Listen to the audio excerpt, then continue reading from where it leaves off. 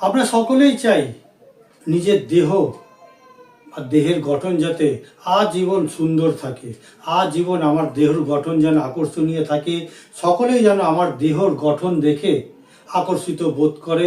আমার আমার সামাজিক জীবন যত এই দেহ গঠনের কারণেই যত আরও একটু আমি সুযোগ সুবিধা লাভ করি। এ কথা সত্যি, দেহ যদি সুন্দর হয়, দেহের গঠন যদি সুন্দর হয়, তাহলে কিন্তু আমরা সামাজিকভাবে অনেক ক্ষেত্রেই কিন্তু আমরা একটু বেশি সুযোগ সুবিধা লাভ করে থাকি। কিন্তু দেহ গঠন, সুন্দর দেহ গঠন কিন্তু সকলেরই কাম্য। কিন্তু সুন্দর দেহ গঠন সকলের কাম্য হলেও কিন্তু সকলে কিন্তু আমরা দীর্ঘদিন ধরে সুন্দর দেহকে ধরে রাখতে পারি না। একটা বয়সের পরে কিন্তু আমাদের দেহের গঠন ভেঙে যায়। আমরা আস্তে আস্তে যেন সময়ের আগে আমরা বুড়িয়ে বা বুড়ো হয়ে যেতে থাকি, হয়ে পড়ি। যার ফলে আমরা সকলকে বলে থাকি যে আমি আগে এরকম ছিলাম, আমার ছবি এরকম। আমরা যখন সোশ্যাল মিডিয়াতে নিজের ছবিটা দিই, তা আমরা অনেক 4 বছর 5 বছর এমনকি 10 বছর পিছনের ছবি আমাকে দিতে হয়, কারণ এখনকার ছবি দেখে আমাকে কিন্তু কেউ আকর্ষিত বোধ করবে না, আমার সাথে সেরকমভাবে তারা সংযোগ স্থাপিত করতে চাইবে না। দেহ সুন্দর গঠন কিন্তু অনেকটাই কিন্তু নির্ধারণ করে আপনি সমাজে কতটা সুযোগ সুবিধা, কতটা স্থান আপনি গ্রহণ করে নিতে পারবেন। তো সুন্দর দেহ গঠনের কিছু উপায় রয়েছে, কিছু রয়েছে রহস্য। সেই রহস্যের কথা কিন্তু আজকে আমি আপনাদের সামনে তুলে ধরব। তো প্রথমে যেটা করতে হবে, যে বয়সের সাথে সাথে কার্বোহাইড্রেট খাবারের মাত্রা কিন্তু আমাদের কমিয়ে ফেলতে হবে। এই কার্বোহাইড্রেট খাবারগুলো আসে মোটামুটি ভাত এবং আটার জাতীয় খাবারের থেকে। বয়স যখন মোটামুটি 35 হয়ে যাবে, তখন দিনে 2 বারের বেশি কার্বোহাইড্রেট যুক্ত খাবার কোনো প্রয়োজন নেই। এই কার্বোহাইড্রেট যুক্ত খাবার হচ্ছে যেমন ভাত, রুটি, পাউরুটি, কেক, বিস্কুট, এবং যেমন আপনার কি বলে কেক, পেস্ট্রি, চাউমিন, রোল, ইত্যাদি। এই যে আটা বা চাল থেকে বা ভাত থেকে তৈরি যে সমস্ত খাবারগুলো কিন্তু কার্বোহাইড্রেট যুক্ত। এর মধ্যে সর্বশ্রেষ্ঠ যে কার্বোহাইড্রেট খাবার হচ্ছে কেবলমাত্র ধান থেকে তৈরি ভাত এবং গম থেকে, আটা থেকে রুটি। এছাড়া আছে যেমন ডালিয়া আছে, ওটস রয়েছে, এগুলো কিন্তু খুব উচ্চ মানযুক্ত কার্বোহাইড্রেট খাবার। কিন্তু এইগুলোকেই আমাদের মিলিয়ে মিশিয়ে রেগুলার আমাদের খেতে হবে। ওই পাউরুটি, কেক, বিস্কুট বা পেস্ট্রি বা রোল, চাউমিন ইত্যাদি এইসব খাবার কিন্তু আমাদের নিয়মিত খেলে একেবারেই চলবে না। আমাদের দেহের গঠন কিন্তু সেইভাবে কিন্তু আমাদের সুন্দর থাকবে না।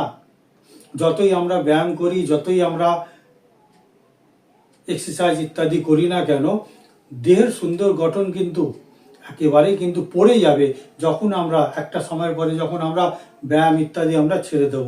খাওয়ারটাই কিন্তু আসল মূল কারণ দেহর গঠনকে সুন্দর এবং আকর্ষণীয় করে রাখতে।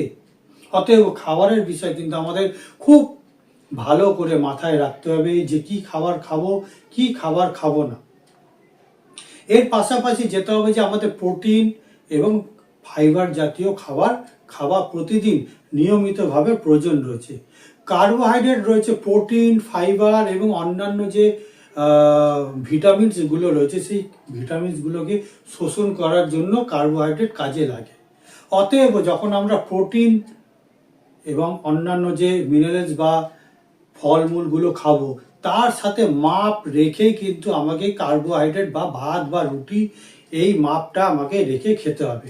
যদি আমি 70% আমি কার্বোহাইড্রেট রয়েছে, তাহলে 30% আমার প্রোটিন এবং অন্যান্য শাকসবজি আমাকে খাবারে রাখতেই হবে। আমি বলবো দৈনন্দিন খাবারের তালিকায় আমরা সারাদিনে যদি 60% কার্বোহাইড্রেট খাবো, তাহলে 40% আমাদের ফল মূল, প্রোটিন, অন্যান্য ভেজিটেবল এবং স্প্রাউট ইত্যাদি আমাদের খাদ্য তালিকায় রাখতেই হবে। তো যখন আমাদের বয়স থাকবে অল্প, কায়িক পরিশ্রম থাকবে বেশি এবং দেহের মেটাবলিক রেট থাকবে অনেক বেশি, তখন আমি 3 বেলা 4 বেলা কার্বোহাইড্রেট খেলেও সেটা খুব একটা ক্ষতি করবে না। কিন্তু যখন বয়সের সাথে সাথে মোটামুটি 35 বছরের পর থেকে আমাকে 2 বেলা নিয়ম করে মাত্র দিনে 2 বার আমরা কার্বোহাইড্রেট খাবার খাবো।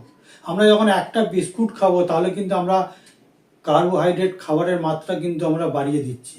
আমরা যখন সুজি খাবো তাহলে কিন্তু কার্বোহাইড্রেটের মাত্রা কিন্তু আমরা বাড়িয়ে দিচ্ছি। আমরা দিনে নিয়ম করে 2 বেলা মাত্রই কার্বোহাইড্রেট খাবো, তা সেটা যে রূপে খাই না কেন 3 বার খাওয়া যাবে না। এর পাশাপাশি যেটা করতে হবে, দিনের বেলা কার্বোহাইড্রেট যতটা মাত্রায় পরিমাণে খাবো, রাত্রেবেলা কার্বোহাইড্রেট কিন্তু তার পরিমাণ কিন্তু অনেক কমে যাবে। দিনের বেলা সকালের আহার আমরা শুরু করব ফল মূল ইত্যাদি দিয়ে, এর পাশাপাশি যদি ছাতু খাই সকালবেলায় বা চিড়ে খাই, চিড়ে কিন্তু অত্যন্ত সহজ পাচ্য একটা খাবার, কার্বোহাইড্রেটের মধ্যেও পড়লেও অত্যন্ত এটা খাওয়াই যায়। তো চিড়ে আমরা খেতে পারি, ছোলার ছাতু, জবের ছাতু আমরা খেতে পারি সকালবেলা আমরা ফলের সাথে, বা আমরা মানে রুটি বা সকালবেলা খেতে পারি। রুটি মানে সেই বাসি রুটি আমরা সকালবেলা খেতে পারি, বা আমরা সকালবেলায় আমরা হাতে গড়া রুটি খেতে পারি। কিন্তু এখানে শর্ত রয়েছে, সকালবেলা যদি আমি রুটি খেলাম, দুপুরবেলা যদি আমি ভাত বা রুটি খেলাম, রাত্রেবেলা কোনো ধরনের কার্বোহাইড্রেট আমি খাবো না। তখন রাত্রেবেলা আমাকে ভেজিটেবল স্টু ওর সাথে কিছু প্রোটিন জাতীয় খাবার আমাকে খেয়ে নিলেই চলবে। এই মাত্রাটা কিন্তু এইটাকে আমাকে ঠিক করে নিতেই হবে। এবং বিকেলবেলার যে স্ন্যাক্সগুলো আমরা যে খাই, সেটা কিন্তু আমাদের ছোলা, বাদাম বা স্প্রাউট এই জাতীয় বা নাটস জাতীয় খাবার খাওয়া কিন্তু আমাদের জন্য অত্যন্ত প্রয়োজনীয়। যদি স্প্রাউটস হলো, বা আমরা ভুট্টা খেতে পারি বিকেলের দিকে, আমরা যে শাঁকা ভুট্টা বা ওই পপকর্ন বানিয়ে যেগুলো তৈরি করে দেয়, সেগুলোও আমরা সন্ধ্যেবেলা আমরা স্ন্যাক্স হিসেবে আমরা খেতে পারি। তো এইভাবে আমরা খেতে হবে, যেমন দিনের বেলা আমরা কার্বোহাইড্রেট মাত্রাটা বেশি রাখলাম, প্রোটিন তার সাথে সামঞ্জস্যভাবে রাখলাম, এবং ঠিক রাত্রেবেলা কার্বোহাইড্রেটের মাত্রা পরিমাণ আরও কমিয়ে দেবো, এবং প্রোটিন এবং অন্যান্য যে ভেজিটেবলসগুলো রয়েছে সেইগুলো আমরা রাতের দিকে বেশিভাবে খাবো।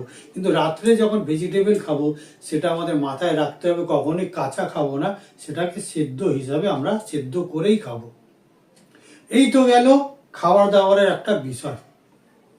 এর সাথে গুরুত্বপূর্ণ যেটা হচ্ছে, সেটা হচ্ছে খাবার কি যখন আমরা খাবো অত্যন্ত সময় নিয়ে খেতে হবে, এবং খাবারকে ভালো করে চিবিয়ে চিবিয়ে খেতে হবে।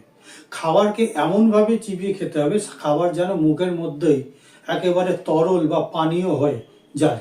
খাবারকে এইভাবে চেবাবো, খাবার যেন জল হয়ে যায়, তারপর আমরা পেটের মধ্যে নেব।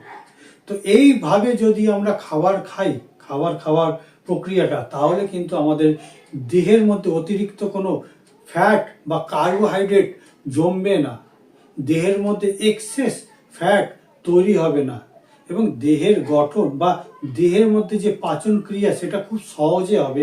দেহের যে খাদ্যগুলো রয়েছে, যে খাবারগুলো আমি খাচ্ছি, সেই খাবারগুলো কিন্তু সহজে শোষিত হয়ে যাবে, যার ফলে আমার পেটের স্বাস্থ্য ভালো থাকবে, পেটের পাচন যন্ত্র নিজের কার্যকারিতা করবে ঠিকঠাকভাবে, দেহের মেটাবলিক রেট ভালোভাবে থাকবে, এবং দেহের অন্যান্য যন্ত্র নিজেদের কাজ ঠিকভাবে খাবে, কারণ তারা সঠিক পোষণ, সঠিক পুষ্টি প্রয়োজনীয়তা তারা মেটাতে পারছে বলে। তো এইভাবে যদি আমরা খাবার খাই, এবং এই জাতীয় যদি আমরা খাবার খাই, তাহলে কিন্তু আমাদের দেহ সুন্দর, মানে দেহের যে গঠন, দেহের যে সুন্দরতা, সেই সুন্দরতা কিন্তু আমরা অনেক অনেক বেশি বছর পর্যন্ত কিন্তু আমরা ধরে রাখতে পারবো।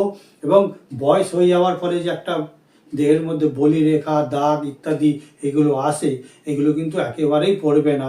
এর পাশাপাশি আমরা যদি পর্যাপ্ত পরিমাণে যদি আমরা ফল খাই, বা ডাবের জল, ফলের রস, লেবুর জল নিয়মিতভাবে যারা নিয়ম করে যদি আমরা খাই, তাহলে কিন্তু আমাদের দেহের গঠন নিয়ে কিন্তু খুব একটা চিন্তা করতে হবে না। দেহ থাকবে সার্বিকভাবে সুস্থ এবং সুন্দর ও আকর্ষণীয়।